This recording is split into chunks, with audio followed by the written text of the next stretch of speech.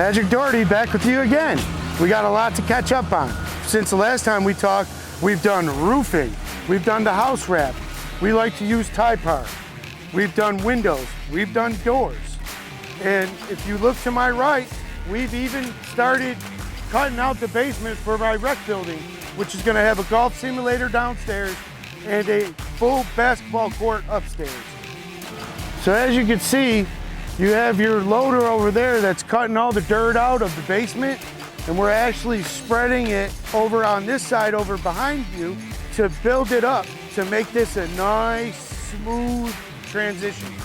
They're installing the siding, and one thing that we love making them do is priming their edges. And if they don't prime their edges, we make them remove the siding, prime it, and reinstall it. Below the siding is going to be stucco.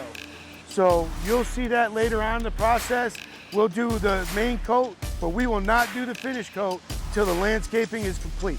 So on all our exterior penetrations, Simonini uses Quick Flash, which is a very good product and it keeps stuff from leaking in the end.